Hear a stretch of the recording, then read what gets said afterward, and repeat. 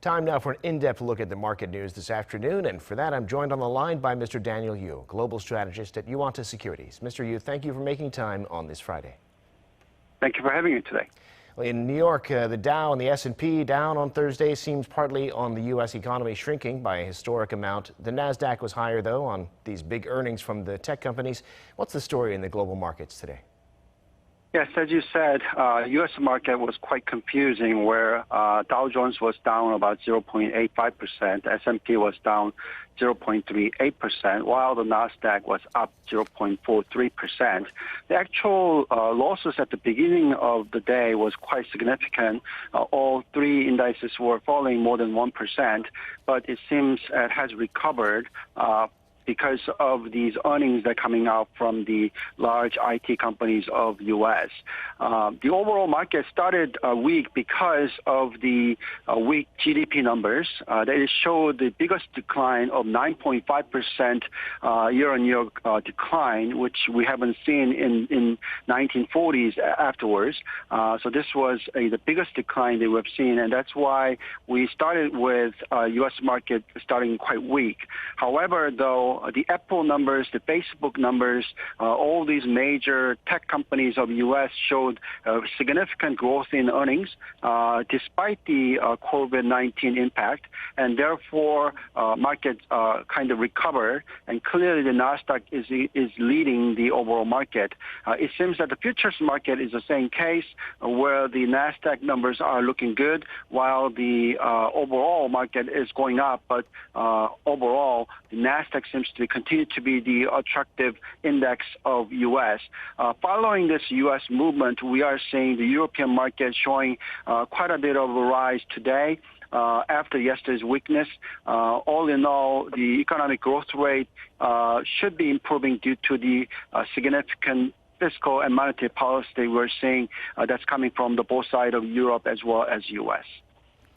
Well, in Korea today, again, a mixed situation between the two main indices, a lot of uncertainty regarding the pandemic. What's happening in Korean stocks? After quite a bit of a rise that we've seen in Kospi, actually breaking the highest number since the beginning of this year, today we saw quite a bit of a significant decline of the market. Kospi is down 0.78%. The Kospi 50 is down 0.8%. The Kosdaq is up slightly by 0.14%. Clearly, the uncertainty is happening because of the Korean won appreciating quite rapidly. We actually saw Korean won going down to below 1190 territories. That might be affecting the export numbers to be quite weak because of such strong won. So everybody seems to be looking at what's happening to the currency trend. Hopefully, we'll see some stabilization in terms of the currency.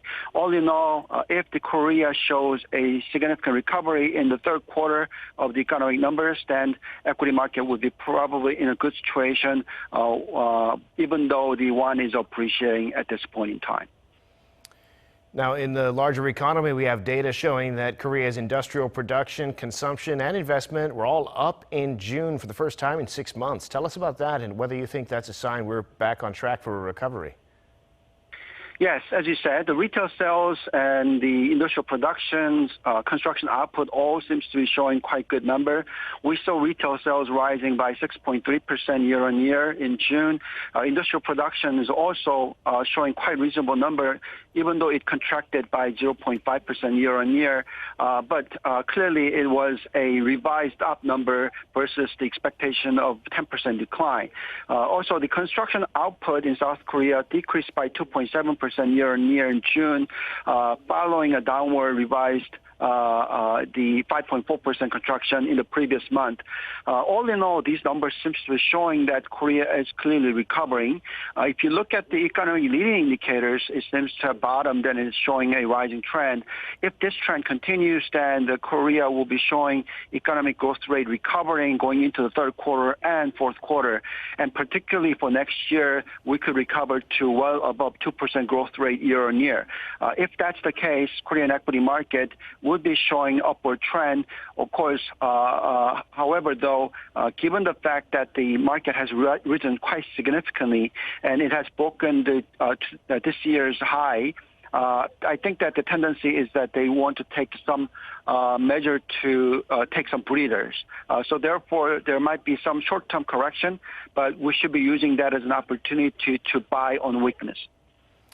Got it. All right, Mr. Yu, always appreciate getting your insights. Have a great weekend. Thank you. Thank you very much. You too.